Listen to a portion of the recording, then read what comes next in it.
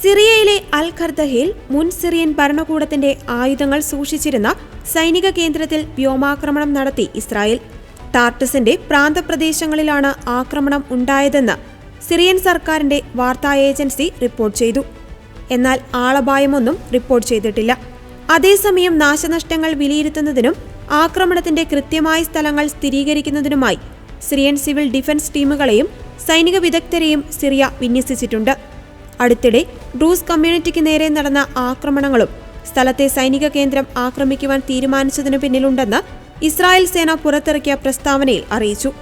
അതേസമയം സിറിയയിൽ ഇസ്രായേൽ നടത്തുന്ന ഏറ്റവും പുതിയ ആക്രമണമാണിത്. ബാഷർ അൽ അസദ് സർക്കാരിന്റെ പതനത്തിന് ശേഷം ഇസ്രായേൽ കരസേനയെ വിന്യസിക്കുകയും വ്യോമാക്രമണങ്ങൾ നടത്തുകയും ചെയ്തിരുന്നു. അതിനിടെ ഐൻ സിവാൻ സമൂഹത്തിന് ചുറ്റുമുള്ള പ്രദേശങ്ങളിൽ കുഴിച്ചിട്ടിരിക്കുന്ന മൈനുകളും മറ്റു പൊട്ടാത്ത വെടിക്കോപ്പുകളും നീക്കം ചെയ്യുന്നതിനായി ഇസ്രായേൽ സൈന്യത്തെ വിന്യസിച്ചു വരികയാണ്. സിറിയയുമായുള്ള മുൻ യുദ്ധങ്ങളിൽ അവശേഷിച്ച യുദ്ധോപകരണങ്ങൾ ഗോലാൻ കുന്നുകളുടെ പല പ്രദേശങ്ങളിലും നിറഞ്ഞിരുന്നു.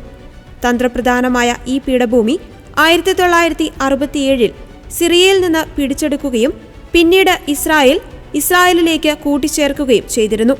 കഴിഞ്ഞ കുറേ വർഷങ്ങളായി സ്ഫോടക വസ്തുക്കൾ നിർവീര്യമാക്കുവാനുള്ള ശ്രമങ്ങളും ഐൻ സിവാന് സമീപമുള്ള പ്രദേശങ്ങളിൽ ഇസ്രായേലിന്റെ നേതൃത്വത്തിൽ നടന്നുവരുന്നുണ്ട്. ഇതിനിടെയായിരുന്നു മുൻ സിറിയൻ ഭരണകൂടത്തിന്റെ ആയുധങ്ങൾ സൂക്ഷിച്ചിരുന്ന സൈനിക കേന്ദ്രത്തിന് നേരെ ഇസ്രായേൽ വ്യോമാക്രമണം നടത്തിയത്.